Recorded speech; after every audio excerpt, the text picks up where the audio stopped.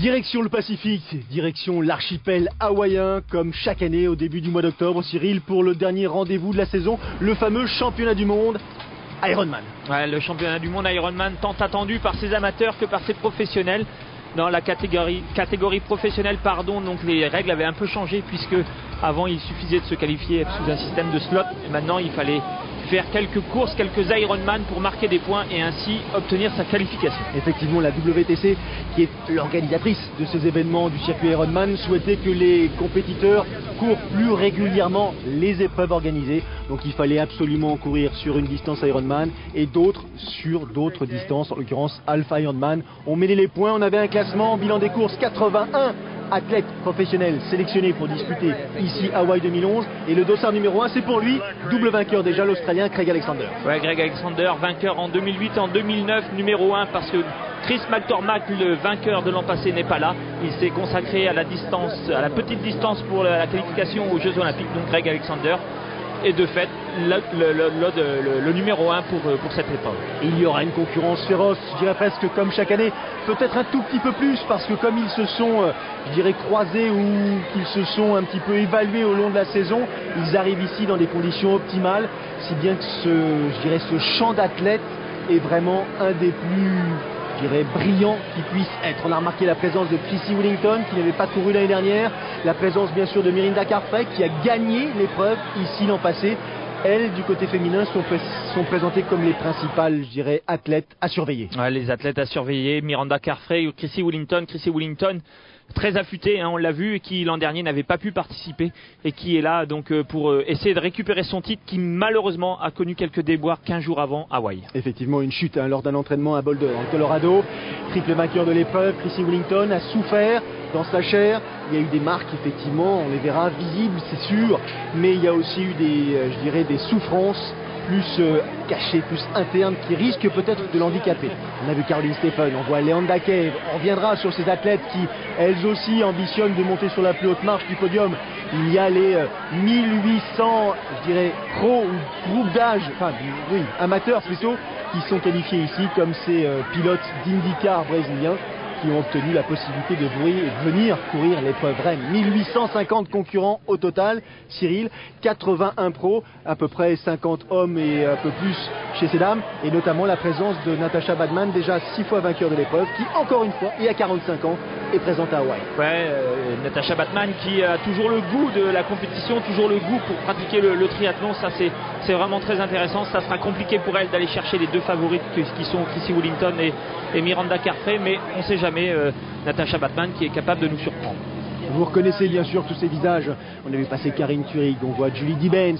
Julie Dibens connue pour ses compétences hors normes presque en natation et à vélo. Elle aussi, elle a été blessée quelques semaines avant l'épreuve, une entorse de la cheville droite. Est-ce qu'elle aura suffisamment récupéré pour pouvoir justement essayer de performer ici? C'est compliqué. Hawaï arrive en fin de saison.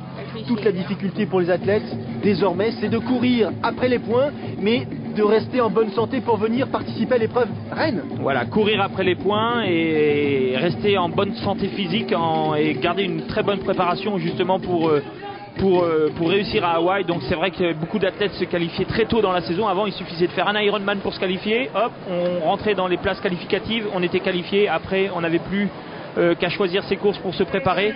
Maintenant la donne est différente, il fallait marquer des points, donc courir au moins un Ironman, voire 2-3 Alpha Ironman pour ensuite se qualifier. Donc un peu plus compliqué, mais c'était la règle pour tous, et donc allié en plus à essayer de se qualifier, la préparation.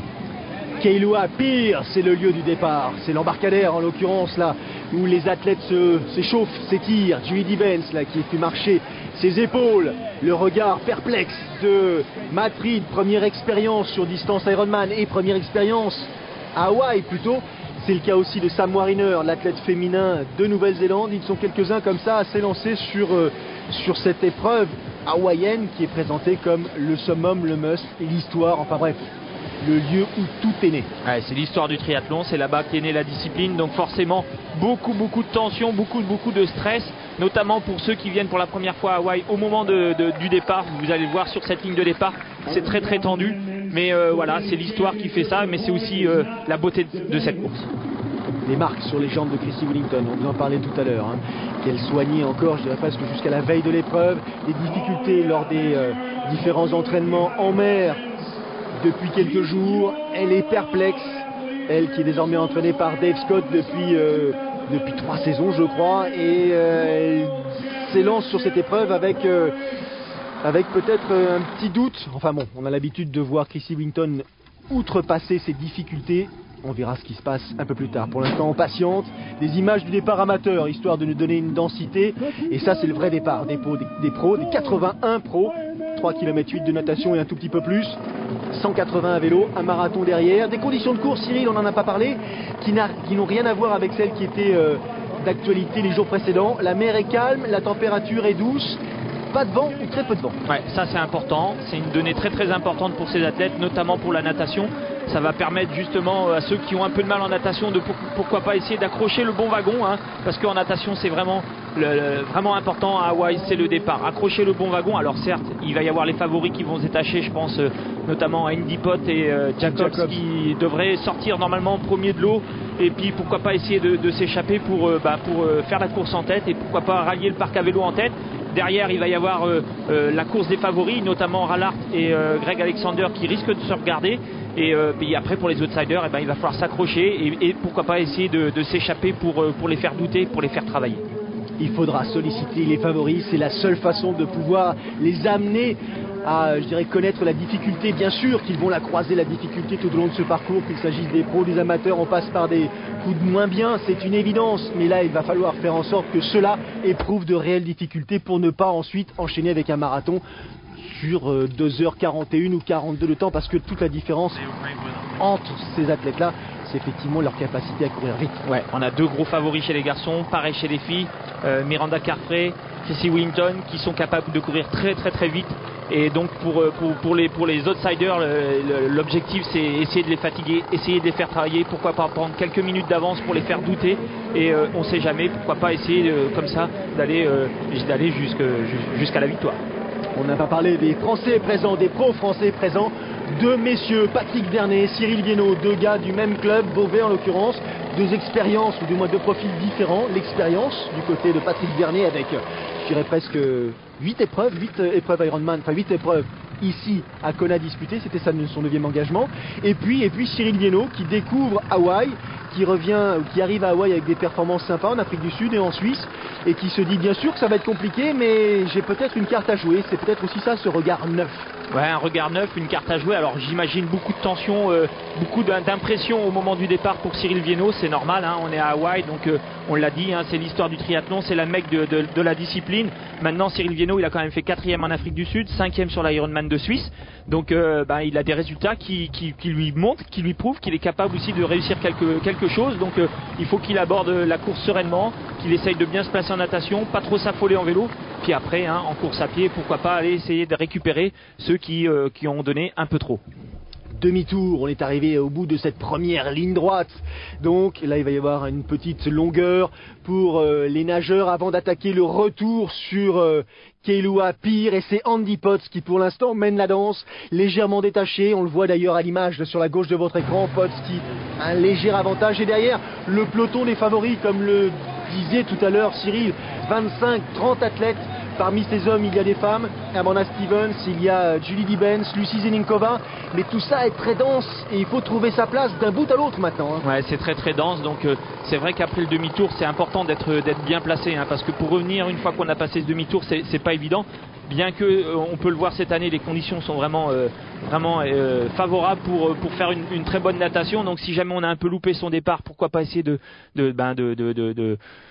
donner tout ce qu'on a pour essayer de revenir, mais c'est important de sortir dans ce groupe de favoris. Regardez les pelotons, à gauche les professionnels, en bas à gauche de votre écran, le petit groupe, et en haut à droite ce sont les amateurs qui se sont élancés, eux avec effectivement 30 minutes de retard ou 30 minutes de délai par rapport au départ donné à 6h30, de façon à ce que ces pros puissent nager dans le confort, dans une certaine forme de sécurité et disputer l'épreuve dans les meilleures conditions. C'est de plus en plus le cas et c'est souvent comme ça que ça se passe. Ouais, c'est souvent comme ça que ça se passe. Ils ont mis ça en place maintenant il y a quelques années à Hawaï pour l'éthique sportive, pour la course. C'est important que les professionnels maintenant aient une course propre à eux. Sur les images, on voit bien l'écart qui a fait Andy Pons sur ses concurrents, un écart qui commence vraiment à être conséquent. Donc intéressant pour Andy Pons comme ça de pouvoir sortir de l'eau avec une avance confortable. L'eau claire avec cette ambiance absolument unique ici donc à Hawaï, Big Island pour ce nouveau rendez-vous de l'Ironman. Regardez l'air de transition avec le parc à vélo sur Kailua Pier justement et la sortie de l'eau de l'américain Andy Potts. 49 minutes et 44 secondes, c'est le temps réalisé par l'américain qui compte à cet instant présent près de 2 minutes d'avance sur le peloton de chasse, en l'occurrence tous les favoris. Andy Potts qui se dépêche, qui ne passera même pas par la douche pour se dessaler, qui va gagner de précieuses secondes ou tenter de les gagner pour justement partir et accroître, s'il le peut, son avance sur les poursuivants. Les poursuivants, ce sont ceux-là, Jacobs, Matt Reed, Marco Albert, Dirk Bockel, il y a ensuite Luke Mackenzie, Craig Alexander, Faris Al-Sultan. Regardez, tout cela sont parfaitement réunis, ça nous donne un tout petit peu, je dirais, la qualité de l'épreuve à laquelle on va assister. Ouais, une grosse qualité, grosse densité, attention, hein, on l'a vu, hein, Andy Potts tout seul devant, derrière un gros groupe. Donc il risque d'y avoir un départ vélo très agressif, très rapide. Donc il va falloir se méfier aux transitions, ne pas louper sa transition, faire attention dans ses premiers kilomètres. Il faut savoir que la règle du drafting est interdite, donc faire attention aux arbitres, hein, parce que c'est pas impossible que ça cartonne un peu dans les premiers kilomètres. C'est parti vite là. Le parcours cycliste de cet Ironman disputé à Hawaï, 180 km. Pas de souci là-dessus, mais d'abord il y a un petit aller-retour à effectuer là avant d'attaquer la remontée sur Avi. On avait passé Andy Potts bien sûr. Ensuite il y a Pete Jacobs, 51-38, elle est près de 2 minutes de retard. On voit Luke Mackenzie dans la foulée. Et regardez la sortie des pros, tous là presque réunis. Les Français, en l'occurrence Viennot et Vernet, eux, vont sortir en 55-56, c'est-à-dire 6 minutes derrière les meilleurs pour l'instant. Donc un groupe d'une vingtaine, 25 athlètes, Marino Vandenecke, Reinhard Tissink, Faris Al-Sultan en gros plan.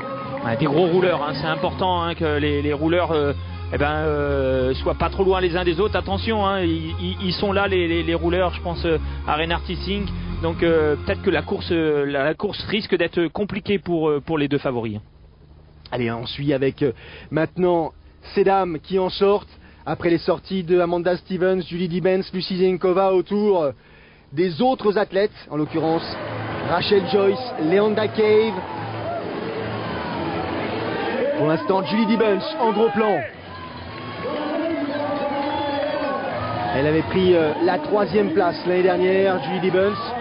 Ici à Hawaï, est-ce qu'elle va réussir à améliorer cette performance? On vous parlait il y a quelques instants de sa douleur à la cheville droite. Il faudra suivre tout ça de très près. Pour l'instant, c'est le parcours cycliste et c'est le gros plan sur Andy Potts. Ça continue. Et bien sûr, tous ces athlètes essayent de gagner un maximum de temps à l'occasion de ces transitions. Mackenzie est celui qui a réalisé la transition la plus rapide en 1 minute et 40 secondes. Ça devient maintenant, je dirais, presque aussi rapide que sur les épreuves de Coupe du Monde ou de Série mondiale. Ouais, non, c'est une transition très rapide, 1 minute 40 secondes, parce que comme vous avez pu le voir, il a fallu que les athlètes, au moment où ils sortent de l'eau, fassent tout le tour du parc à vélo. On rentre dans un parc à vélo, on rentre d'un côté, on est obligé de sortir de l'autre. Donc là, ils ont été obligés de faire le tour du parc à vélo, se changer, donc 1 minute 40 pour la transition, ça a été très rapide. Rachel Joyce, dont je vous parlais à l'instant, Cameron Brown, Dossard 14, Leanda Cave juste en devant, et on a remarqué aussi Frédéric Van Lierde avec son crâne rasé. Pour l'instant, on suit la Britannique, les Britanniques, Joyce, Cave, deux compatriotes qui sortent aux avant-postes et qui elles aussi ont de sacrées qualités à vélo à surveiller de près. Regardez les écarts donc du côté de chez ces dames sur les 5 premières. Et me direz-vous, des nouvelles de Christy Willington pour l'instant? Kennedy, rien du tout. On revient sur Julie Dibens qui attaque le parcours cycliste et qui rapidement a pris le meilleur sur Amanda Stevens pour prendre les commandes de la course et essayer vite d'asphyxier la concurrence. Ouais, Julie Dibens qui va tout donner en vélo, hein. Elle a un problème à la cheville, ça va être compliqué pour elle la course à pied, donc sa seule chance c'est éventuellement de prendre un écart assez important en vélo pour essayer de limiter la casse en course à pied. Quant à Chrissy Wellington, hein, on le savait, elle a du mal à nager, elle n'a pas pu nager pendant 15 jours avant la compétition et on ne la voit pas parmi les 5 premières. On a vu passer Hélène Biche-Devat, on a vu passer Marie-Beth Ellis pour l'instant du côté de chez ces dames en 57-17. Caroline Stephen, Mirinda Carfrey ensemble. Attention, déjà 5 minutes, un peu plus de 5 minutes de retard pour ces athlètes sur Julie Dibens. Et ça c'est le retour d'Andy Potts, il a fait sa boucle en l'occurrence, il est allé faire demi-tour à hauteur de Keohou et là il revient sur Kona tout simplement avant de filer direction Avi et faire le demi-tour 85 km plus loin. Toujours léger avantage pour ce qui concerne l'athlète américain. La voici Chrissy Wellington, enfin serait-on tenté de dire, Chrissy Wellington qui sort de l'eau en 1 heure 1 minute, après 1 heure 1 minute et 3 secondes, 1 heure 1 minute et 3 secondes, c'est, je dirais presque, c'est absolument dingue, c'est presque 7 minutes de plus qu'en 2009, c'est incroyable. Ouais, c'est incroyable, hein.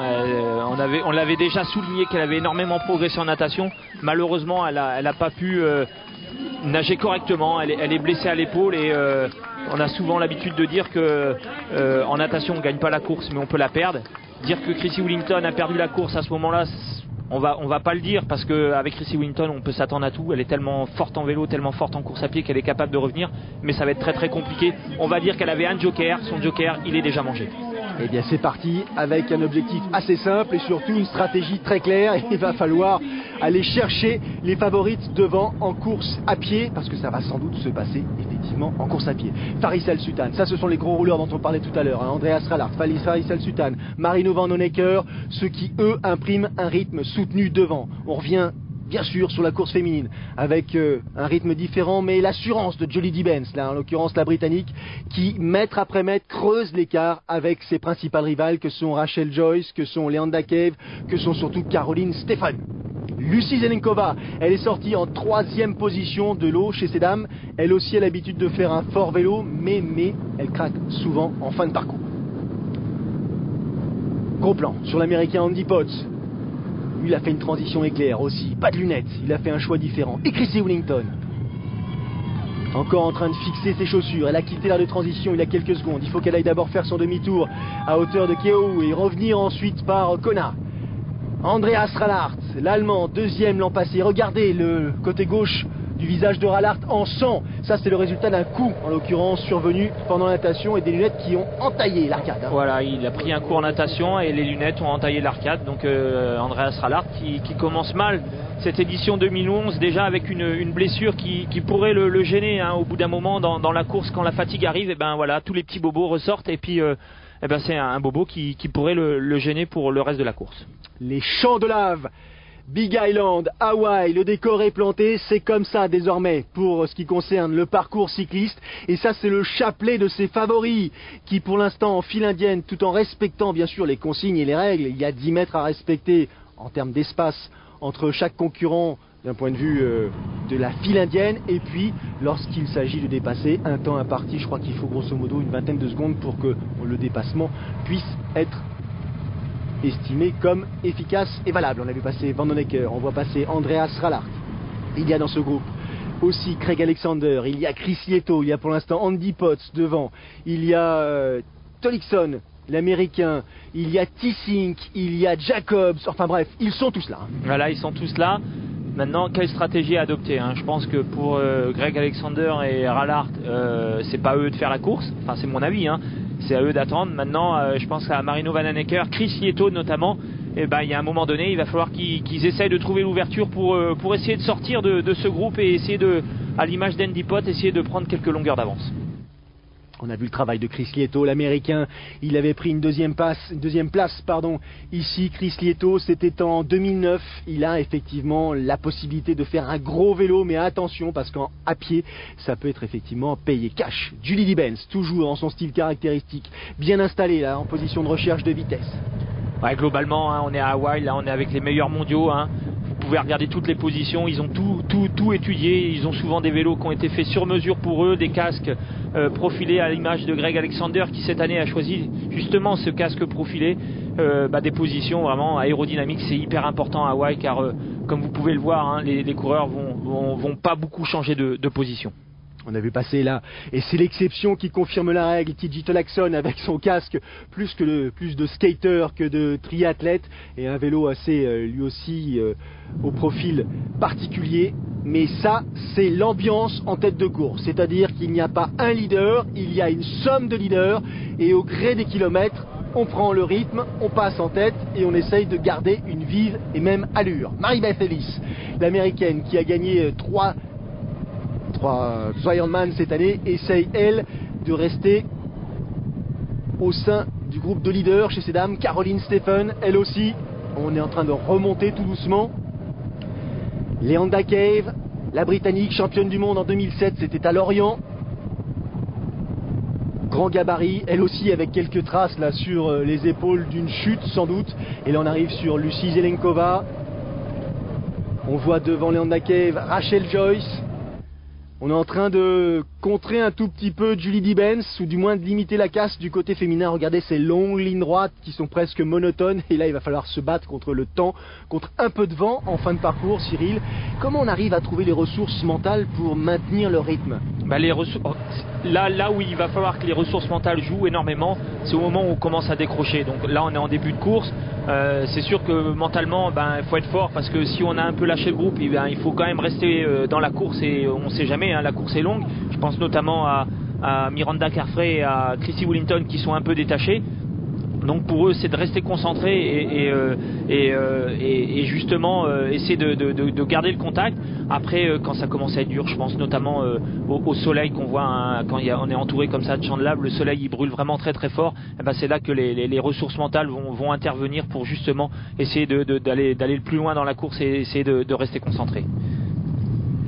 Dossard 25, Chris Lieto dans la roue presque de Andy Potts. Attention, les arbitres là, il y en a partout. C'est pas le moment de prendre un carton, une pénalité, un arrêt au stand pendant 5 minutes. Pour l'instant, c'est Andy Potts qui se rafraîchit un tout petit peu avec cette bouteille d'eau là dont il presse le contenu, et le vent, bien sûr, l'allure, la vitesse lui permet de bénéficier d'un peu de fraîcheur. Ils en ont besoin, c'est une évidence. Lieto dans ses œuvres en blanc, TJ Tolakson en rouge. Position très différente entre les deux coureurs. Rien à voir. Pas la même tenue, pas la même position. Et ces lignes droites, presque interminables. Ils connaissent tous le programme de leur journée. Et il faut faire abstraction de ces longueurs, de ces heures passées, avant d'attaquer justement le vif du sujet, et ce sera la course à pied. Ouais, c'est long, c'est qu'une seule ligne droite en fait, c'est un aller-retour. Voilà, faut pas aller à Hawaï pour se dire je vais voir des paysages différents. Le paysage c'est tout le temps le même. Il faut rester concentré, il faut rester en position, faut essayer par moment quand on peut relancer, profiter de relancer et de s'étirer en même temps. On le voit quand il y a parfois quelques changements de direction comme là, mais voilà, mentalement c'est une grosse course, et ces athlètes doivent intégrer dans leur préparation la préparation mentale justement. Rachel Joyce qui nous permet d'insister sur l'hydratation. Il faut boire, énormément boire, parce qu'on le paye cash là aussi si on oublie un tout soit peu de s'hydrater, de s'alimenter. C'est une course de plus de 8 heures pour ces messieurs, de près de 9 heures pour ces dames. Pour ce qui concerne les meilleurs, autant dire qu'il faut ça aussi savoir le gérer. On approche du demi-tour. Pour ce qui concerne la course en tête, la course du côté de ces messieurs, le demi-tour à hauteur de kilomètre 84 en l'occurrence, à vie. Et toujours les mêmes relances, toujours les mêmes attitudes agressives. Chris Lieto, là on s'approche du demi-tour, ça monte un tout petit peu, le vent fait son apparition, il évalue la distance. Il sait pertinemment, Lieto, qu'il va devoir faire l'effort un peu plus tard dans la course pour essayer de grappiller ces précieuses minutes dont il a besoin pour attaquer la course à pied si possible avec un peu de confort et espérer rentrer dans le top 10, dans le top 5. Pour l'instant, on suit Julie Dibens. Rapidement, on passe sur Luke McKenzie. Luke McKenzie, gros cycliste en puissance lui aussi. Ça va être comme ça pendant de longues minutes, de longues heures. Nous on va en profiter pour marquer une petite pause, respirer, et puis se retrouver dans une poignée de secondes tous ensemble pour vivre la deuxième partie de cette épreuve disputée à Hawaï, le fameux Ironman, le championnat du monde. A tout de suite. De retour à Hawaï, Chrissy Wellington en gros plan, Dossard 102, elle qui n'avait pas pu courir l'an dernier, un virus l'avait empêché de prendre le départ de l'épreuve. Cette année elle s'est préparée, mais une chute il y a 15 jours dans le Colorado, et lui a un petit peu, je dirais, fait prendre conscience de la difficulté qu'elle allait avoir sur cette épreuve justement à maintenir un haut niveau. Elle a eu mal en natation, elle a dû, je dirais, limiter son effort, elle est sortie loin de la tête, elle comptait à la sortie d'eau 3 minutes 45 de retard sur Miranda Carfrae, sa principale rivale. Il faut qu'elle fasse ce retard, Cyril, elle n'a pas le choix. Elle n'a pas le choix, il faut qu'elle revienne, maintenant il faut qu'elle oublie cette partie natation. De toute façon elle savait au départ qu'elle allait perdre beaucoup de temps en natation. 15 jours sans nager, c'est monstrueux, hein, 15 jours sans nager, et puis mentalement on se pose des questions quand on nage pas comme ça, hein. Voilà, les athlètes de haut niveau, ils ont besoin, quoi qu'il arrive, de faire du vélo, de courir, de nager, et 15 jours comme ça sans nager, c'est très important. Maintenant il va falloir qu'elle oublie cette partie natation pour essayer de revenir petit à petit dans la course, et justement montrer le bout de son nez, montrer à ses adversaires qu'elle est encore là. Ses adversaires, et parmi elles, Julie Dibens, pour l'instant en tête de cette compétition qui se rafraîchit. Julie Dibens, température extérieure, elle est certes douce pour le tourisme, elle est un tout petit peu élevée pour des athlètes qui vont produire des efforts sur une telle durée.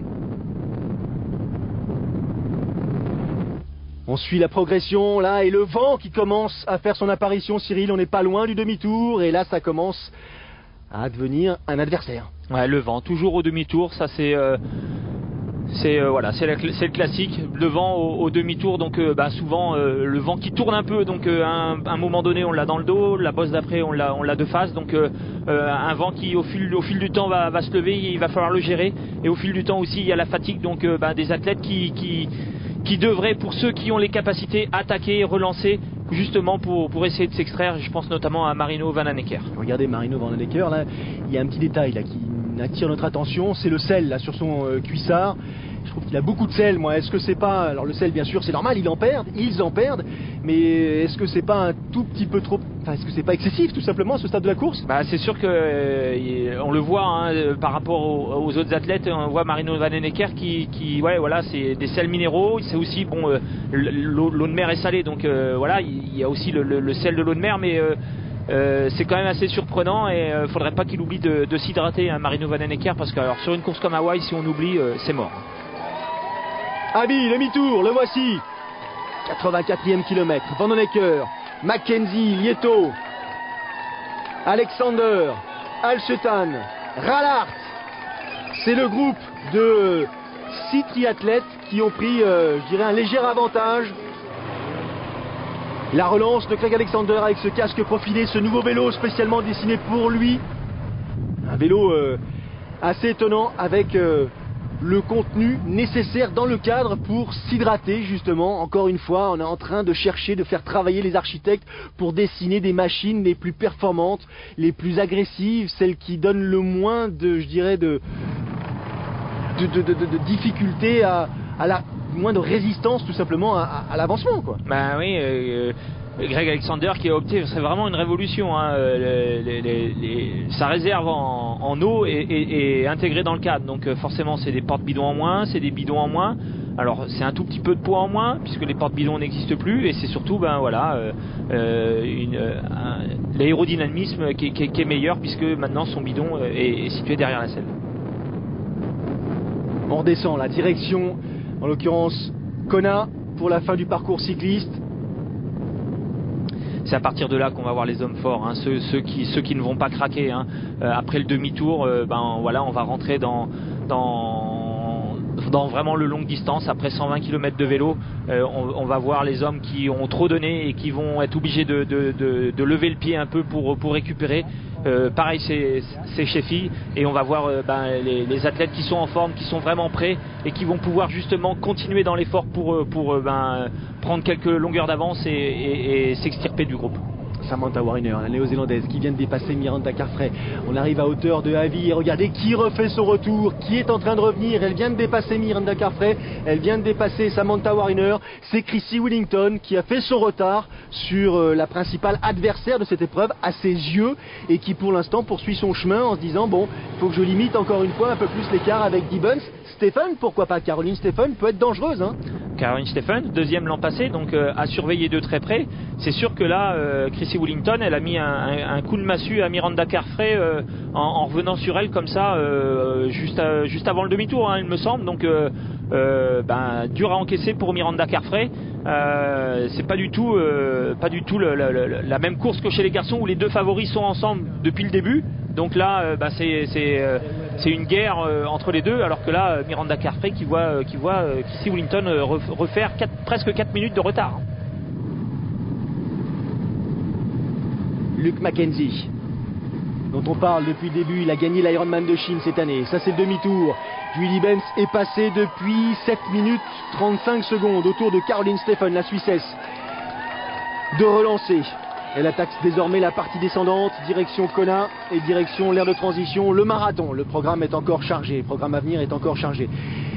Rachel Joyce, Leanda Cave, je dirais presque les deux Britanniques qui font une course, non pas d'équipe, loin de là, mais qui pour l'instant ont décidé de poursuivre ensemble, même s'ils respectent les règles. C'est pas complètement stupide, hein. C'est une façon de rompre avec la monotonie de l'épreuve. Exactement, c'est pas stupide, au contraire, hein. Quand il y en a une qui commence à avoir un peu de mal, et c'est l'autre qui prend le relais pour donner le rythme à la course dans les règles.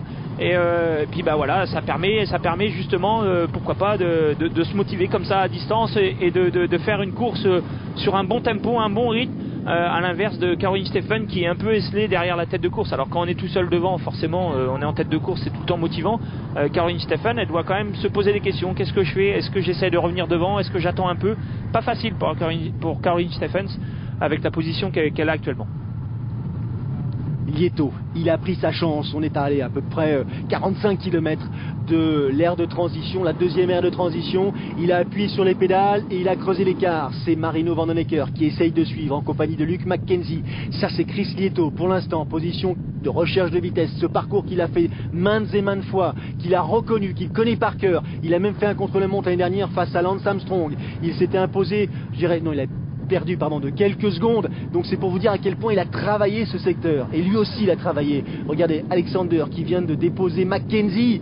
C'est la preuve aussi de l'agressivité et de la préparation efficace de ce champion australien. Il a bien préparé son affaire, hein, Greg Alexander. À chaque fois qu'il a gagné à Hawaï, il l'a gagné en course à pied avec parfois pas mal de retard à la fin du vélo. Donc attention, ça va être compliqué, hein, pour ces athlètes quand on voit Greg Alexander comme ça encore bien présent en vélo.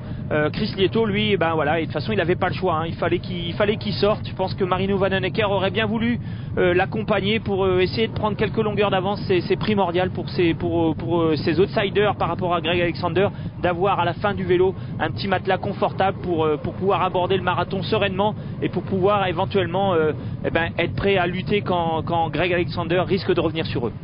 C'est Karen Turek qui vient de dépasser Chrissy Wellington. C'est pas tout à fait une surprise, hein. Elle a été championne olympique du contre-la-montre, Karen Turek, et elle a collectionné les performances aussi dans ce domaine-là. Donc le vélo, c'est son point fort. Ça, c'est Leanda Cave, récente vainqueur du 70.3 de Floride. Ça, c'est Rachel Joyce, juste devant Leanda Cave ou derrière en fonction de la progression. Jusqu'à présent c'est assez efficace. Ça c'est les informations qui sont données à Craig Alexander, l'Australien, les écarts désormais entre lui, c'est-à-dire l'Australien, et Lieto, l'Américain en gros plan, qui est le leader de la course masculine, qui a produit son effort et qui maintenant arrive sur Kona avec quelques minutes d'avance sur ses principaux rivaux tout simplement. Voilà, donc c'est pas inhabituel, hein, de voir Chris Lieto arriver comme ça dans tête de course ou dans les tout premiers. Maintenant, est-ce que l'avance qu'il aura creusé sur les deux favoris qui sont Rallart et Alexander suffira pour aller jusqu'au bout du marathon en tête? C'est pas sûr parce que Greg Alexander il s'est bien battu et puis il y a Marino Vandenecker derrière qui a aussi réussi à sortir un peu, qui peut revenir sur Chris Lieto et pourquoi pas faire une course à pied ensemble. Julie Benz, à hauteur du 130e kilomètre, elle compte 9 minutes 20 d'avance sur Caroline Steffen, 13 minutes 20 d'avance sur Joyce et Cave, 13 minutes 40 sur Turek, 18 minutes 20 sur Chrissy Wellington et donc encore un peu plus sur Miranda Carfrae. Ça a l'air d'être assez efficace, hein. Efficace, elle a tout donné en vélo, on le savait, elle était pas à 100% pour réussir une course à pied et maintenant il va falloir voir comment elle part à pied, hein. Elle s'est blessée à une cheville donc elle a tout donné en vélo mais avec plus de 18 minutes d'avance sur Chrissy Wellington. elle a un petit matelas quand même assez confortable. L'arrivée du premier homme, Chris Lieto, dans l'aire de transition. Après 5h12 minutes et 30 secondes d'effort, un vélo réalisé en 4h18-32. 4h18-32, c'est énorme. C'est énorme, hein. 40 km/h c'est 4h30, donc je vous laisse calculer, et il doit être à 41-42 km/h de moyenne. Ce ne sera pas le record effectivement de l'épreuve qui appartient à Norman Stadler en 4h18 et 23 secondes, mais c'est pas mal quand même, on s'en rapproche. Julie Dibens, imperturbable ou presque, elle a quasiment jamais bougé de sa position, jamais. C'est ça en l'occurrence la recette du succès. Caroline Steffen, pareil, avec, c'est pas le même braquet, avec une puissance différente. Ouais, elle est un peu moins véloce, Caroline Steffen, mais ce qu'il y a de bien, d'encourageant de voir sur ces filles, c'est que voilà, la position bouge pas, les épaules bougent pas, donc c'est des filles qui ont bien préparé la distance des 180 km. Voilà, et elles ont commencé sur un rythme, elles finissent sur le même rythme, donc ça c'est important de voir ça. Ça veut dire que les filles sont encore en forme. Luke Mackenzie, le deuxième dans l'aire de transition, il a 5 minutes 11 de retard sur Lieto. Vandenecker à suivre, troisième position. Craig Alexander en quatrième position, 5 minutes 19, 5 petites minutes 19 de retard sur Lieto. On a vu passer Dirk Bockel, et ça c'est l'américain justement, Lieto, qui s'échappe, qui essaie de partir le plus rapidement possible sur ce marathon, capitaliser un maximum. Voilà, c'est quand même court, hein. L'écart est quand même léger entre Lieto et ses principaux poursuivants, en l'occurrence Alexander, 5,19 de retard. Attention, Andreas Rallart, lui, il est un peu plus loin. Il a 8 minutes de retard sur Lieto, mais bon, on connaît aussi les capacités de Rallart en course à pied. Ouais, l'an dernier, il nous avait fait vraiment une très très forte impression. Maintenant, pour Chris Lieto, ça va être tout de suite de trouver le bon rythme, hein. Il a que 4 minutes d'avance sur Greg Alexander, donc il va falloir qu'il trouve le rythme tout de suite. Regardez, sur la droite de votre écran, c'est Alexander qui vient de déposer Mackenzie rapido. S'il part en chasser Chris Lieto qui est un peu plus loin, qui a maintenant 4 minutes 30, 4 minutes 45, mais il va prendre rapidement une vitesse de croisière efficace, super efficace. Ça c'est la première de ces dames, Julie Dibens. 4h44 minutes et 14 secondes pour le vélo uniquement, c'est le nouveau record de l'épreuve. 4h44-14, total de 5h38 d'effort. Andreas Rallart, dont on parlait il y a une poignée de secondes, il a à cet instant 2 minutes 40 de retard sur Craig Alexander. 2 minutes 40. 2 minutes 40, c'est faible. Et puis ensuite Caroline Steffen qui arrive à son tour dans l'aire de transition avec 11 minutes de retard. 11 minutes de retard sur Julie Dibens. Elle a fait le job, Dibens. Ouais, des athlètes qui arrivent quand même, on va pas dire frais, mais qui arrivent quand même vraiment, on les sent à l'aise pour partir sur un bon marathon. Alors Julie Dibens, on l'a déjà dit, hein, comment va réagir sa cheville? Est-ce que physiquement elle est capable d'aller courir un marathon et de soutenir un rythme assez élevé pour éviter le retour de Caroline Steffen et de Chrissy Wellington, Léon Dakev et compagnie. Cyril Viennot, lui, il a terminé le vélo après 5h42 minutes d'effort. Il est grosso modo en 30e position. Il a été malin là-dessus, Cyril. Il savait que ça allait être compliqué. Il a réservé quelques forces encore pour la course à pied. On a vu passer Léon Dakev, Rachel Joyce. Elle compte 16 minutes de retard, les deux sur Dibens. Thurig, 20 minutes de retard, Thurig, sur Julie Dibens. Et ça, c'est la tête de course masculine. On est à hauteur du 9e kilomètre à peine. On n'a pas attaqué le 9e kilomètre. Alexander, il est sur les talons de Lieto. Ouais, il a fait fort. On est toujours sur Ali Drive, c'est-à-dire qu'on n'a pas encore entamé la portion où mentalement il faut être blindé, c'est-à-dire l'autoroute et Energy Lab, la descente, la remontée. Il est dans la première partie course à pied déjà revenu sur Chris Lieto. Greg Alexander affiche déjà ses ambitions peut-être de record, parce qu'avec le vélo qu'on a vu, je pense qu'il est sur les temps du record de Chris Van Lier. Non, de Luc Van Lier. De Luc Van Lier, pardon. 8h 4 minutes et 8 secondes, c'est le record de Van Lier dans 96.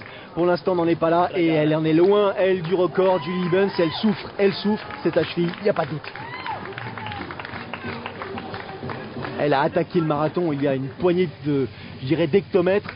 Et déjà elle éprouve les pires difficultés. Ça, c'est pas tout à fait le même rythme pour ce qui concerne Andreas Rallart qui revient à son tour sur Luke Mackenzie.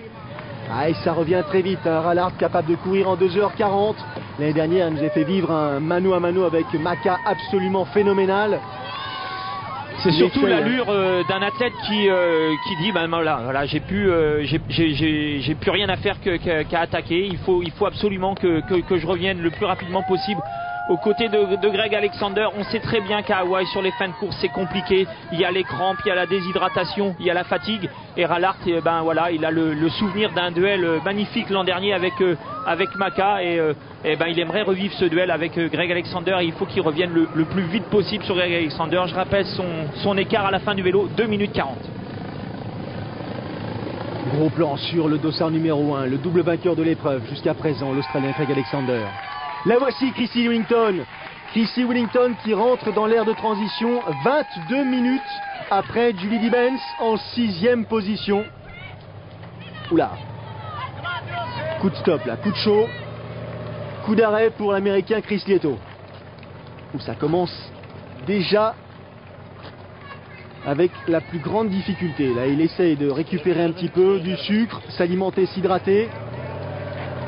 Il reste encore à peu près une trentaine de kilomètres à effectuer. Et la journée s'annonce difficile. Mirinda Carfrae à son tour. 25 minutes de retard. 25 minutes de retard sur Dibens. 3 minutes de retard sur Chrissy Wellington. Les mêmes écarts entre les favoris chez les garçons et chez les filles, hein, entre 2,30 et 3 minutes.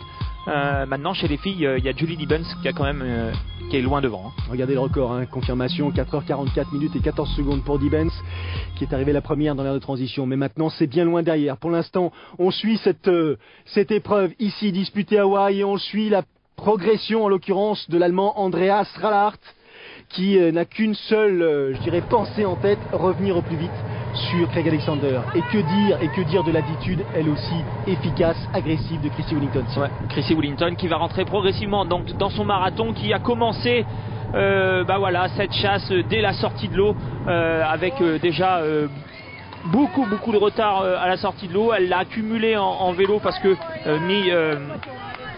pas Miranda Carfrae, mais Julie Dibens nous a fait un vélo extraordinaire. Elle est en train de le payer maintenant. Et Chrissy Wellington qui maintenant voilà, donne tout pour revenir sur la tête de course.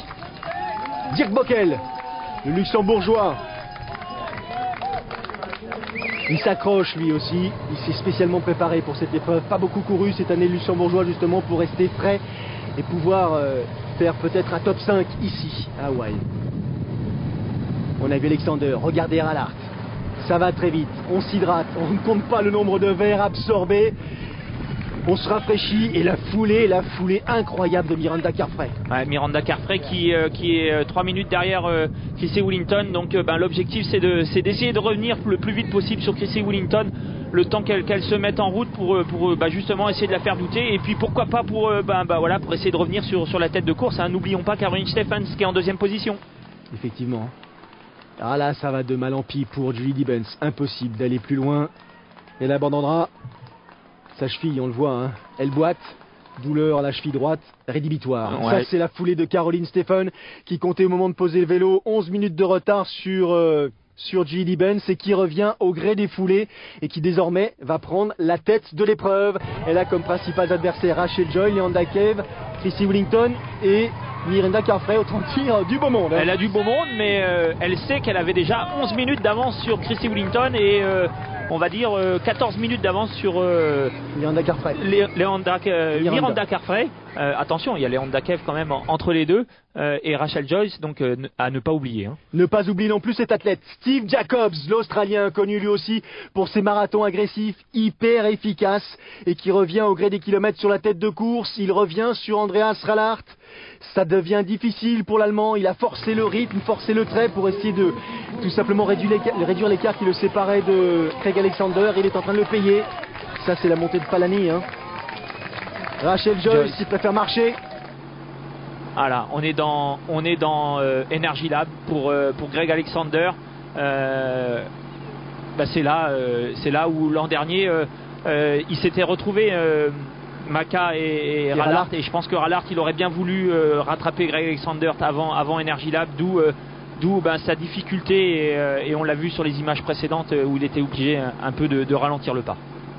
Alexander, à cet instant précis, il est en tête de course, il est en tête devant Andreas Rallart, Il compte à peu près 4 minutes 30 d'avance sur l'Allemand. Et regardez qui se pointe derrière en 3e position, l'Australien Pete Jacobs, Pete Jacobs, lui qui est arrivé avec 10 minutes 50 de retard sur Lieto dans l'aire de transition.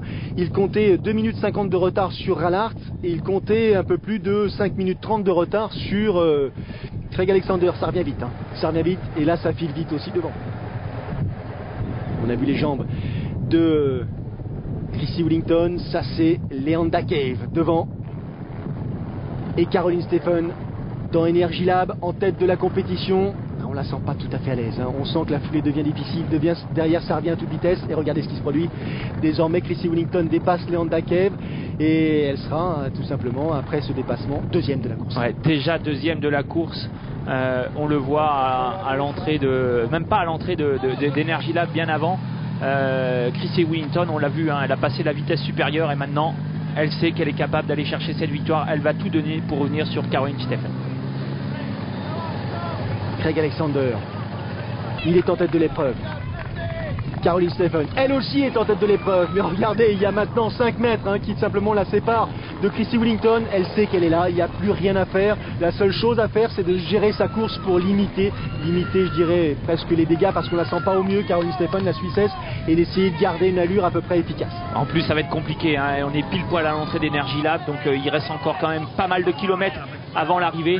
Et surprise, Greg Alexander qui lui est obligé de stopper, victime de crampes. Eh oui, on est à hauteur du kilomètre 35, 36, on est plus très loin de l'arrivée. Il a fait le plus gros du boulot. Simplement là, il est pris par les crampes. Il est obligé de s'arrêter. Il va s'arrêter à plusieurs reprises. Et les crampes, plutôt la trotteuse qui tourne, je vous rappelle le record, 8h, 4 minutes et 8 secondes pour Luc Van Lier. Il est dans les temps. Il est dans les temps du record, mais la priorité c'est la victoire et on est qu'à la sortie d'Energy Lab. Donc il reste encore peu de kilomètres à vrai dire parce que là maintenant, il reste 3 km, on a franchi la sortie d'Energy Lab. Les crampes lui ont pris effectivement un peu plus tard. On arrive sur Kona tout simplement et la ligne d'arrivée. Il faut qu'il s'accroche. Craig Alexander, Steve Jacobs en 2e position et Andreas Rallart en 3e place. Regardez le visage, le masque sur le visage de l'Australien qui souffle et donne le maximum pour aller jusqu'à cette ligne d'arrivée. Ligne d'arrivée qu'il va franchir dans un temps de 8h 3 minutes et 56 secondes.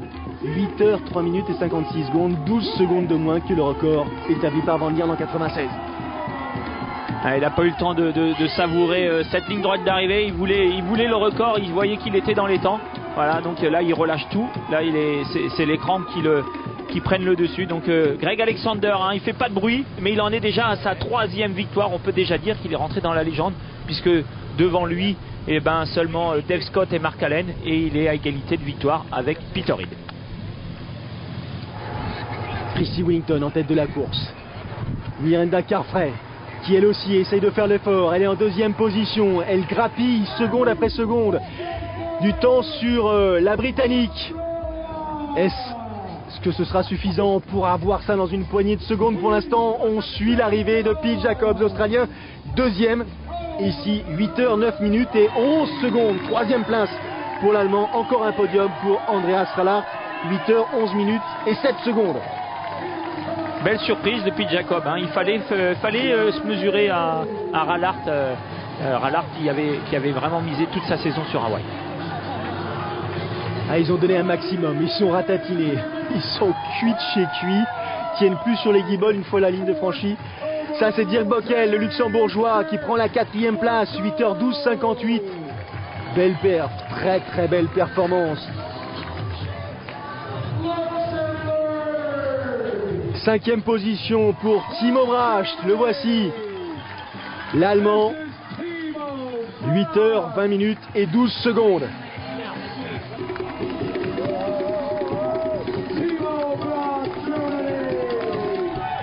Chrissy Wellington qui en termine. La ligne d'arrivée est proche, elle s'est déjà imposée ici à 3 reprises. C'est donc vers une 4e victoire. Quelle course, Cyril, une 4e victoire. 4e victoire et en 4e participation, il me semble. 0 faute, puisque l'an dernier, on ne peut pas dire qu'elle ait participé, elle n'a pas pu prendre le départ. Chrissy Wellington qui a fait quand même une course formidable parce qu'à la fin, à la sortie de l'eau, beaucoup d'athlètes auraient dit bon, je laisse tomber pour cette année, je suis blessé, je peux pas. Et malgré tout, eh ben voilà, elle a mis la pression à ses adversaires et elle est allée chercher cette victoire vraiment au fond d'elle-même. Vraiment très grande championne que Chrissy Wellington. 8h55.08 pour Chrissy Wellington. Entre-temps est arrivé Cyril Viennot, bien sûr le français, 15e place pour Cyril Viennot en 8h37 minutes. Patrick Vernet avait lui abandonné, super perf pour une première ici à Hawaï pour ce jeune triathlète français Cyril Viennot. Deuxième place chez ces dames, elle en termine presque au sprint, l'américaine tenante du titre Mirinda Carfrae qui va franchir la ligne sous les 9h, 8h57 minutes et 57 secondes. Ouais, très belle perf. Voilà, elle n'a pas pu s'accrocher à Chrissy Wellington à la fin du vélo et ça lui a coûté puisque au marathon on a vu que ces filles étaient vraiment très proches. Donc Miranda Carfrae qui voilà, finit deuxième derrière Chrissy Wellington et troisième place pour Leanda Cave. Exactement, Leanda Cave, 9h03.29, quatrième place pour Rachel Joyce, 9h06.57. Fin de parcours probant pour Rachel Joyce qui est venue prendre la quatrième place à Caroline Stephen qui termine elle avec l'énergie presque du désespoir. Elle s'accroche, la Suissesse, celle qui avait pris une deuxième place l'an passé. Elle devra se contenter d'une 5e position, mais quand même 5e place en 9h07 et 32 secondes. Elle est elle aussi au bout du rouleau. C'est loin d'être terminé, bien sûr, pour les autres athlètes, les groupes d'âge. On a vécu véritablement une édition d'une intensité absolument incroyable. Ouais, très belle course, c'est vraiment beaucoup de suspense. Alors certes, complètement différent par rapport à l'an passé où l'an dernier on avait eu un duel accroché mano à mano, puisque les favoris étaient côte à côte. Là on a eu un duel à distance et Andreas Rallart a craqué un peu, Pete Jacob en a profité et c'est surtout voilà, la grosse perte de Chrissy Wellington qui était loin à la sortie de l'eau et qui a tout donné pour revenir et pour montrer à ses adversaires que même un peu fatiguée, elle était capable d'aller gagner l'Ironman d'Hawaï. Prochain rendez-vous sera la semaine prochaine, le Norseman en Norvège, rien à voir, mais une nouvelle épreuve sur Sport+. Salut.